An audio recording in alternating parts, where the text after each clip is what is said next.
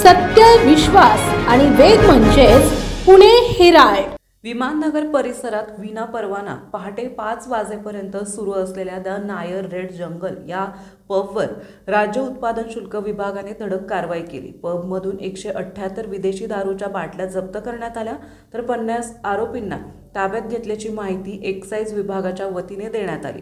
परवाना नसताना hotel the Nair या पबचा चालक अमरजीत सिंग संधू वय वर्ष 30 आणि धर्मेश राज स्वामी वय वर्ष 31 राहणार बडोदिया हाऊस गणेशनगर वडगाव वेशी यांनी दारू पिण्यासाठी जागा उपलब्ध करून दिल्याने त्यांच्या विरुद्ध गुन्हा दाखल करण्यात आलाय. या ठिकाणी मद्यप्राशन करणारे एकूण 42 तरुण तरुणींना ताब्यात घेण्यात आले. या कारवाई दरम्यान एक्साईज विभागाने पबमधील मद्य व्यवसाय चालू ठेवण्यासाठी वापरलेले इतर साहित्य, खुर्ची, सोफा, लाकडी टीपॉय, लोखंडी स्पीकर, साऊंड, लॅपटॉप, एक कॉम्प्युटर, काचेचे ग्लास, फॉग मशीन आदी साहित्य जप्त केले. एकूण 52 आरोपीवर कारवाई करण्यात आली आहे. त्यापैकी 2 आरोपी पब चालक आणि व्यवस्थापक यांचा शोध सुरू आहे. पबमधून 3,67,380 रुपयांचा माल जप्त करण्यात आलाय. यातील 2 आरोपींना न्यायालयात हजर केले असता त्यांना 10 जानेवारी 2026 पर्यंत न्यायालयीन कोठडी सुनावली आहे. या प्रकरणी विमानतळ पोलीस ठाण्यात अवैधरित्या हुक्का बार चालवून ग्राहकांना तंबाखूजन्य फ्लेवर असलेला हुक्का सेवन करण्यासाठी पुरवत असताना मिळवून आल्याने गुन्हा दाखल करण्यात आलाय.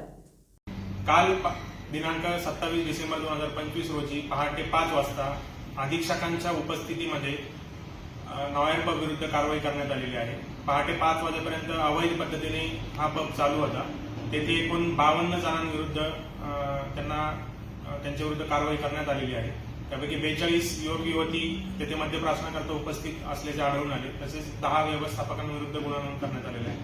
2 व्यवस्थापकांना 10 जानेवारी 2026 पर्यंत न्यायालयीन कोठडी सुनावण्यात आलेली आहे. मुख्य आरोपी अमरजीत सिंग संधू याचा शोध सुरू असून त्याच्या विरुद्ध कारवाई करण्यात येईल. तसेच या कारवाईमध्ये तेथील सर्व साहित्य सुद्धा जप्त करण्यात आले आहे. तेथील सोफा, त्याच्यानंतर तिथे टेबल्स, खुर्च्या, तसेच साऊंड सिस्टीम इत्यादी सर्व व मद्यसाठा असा एकूण 3.67 लाख इतक्या रकमेचा मुद्देमाल जप्त करण्यात आला.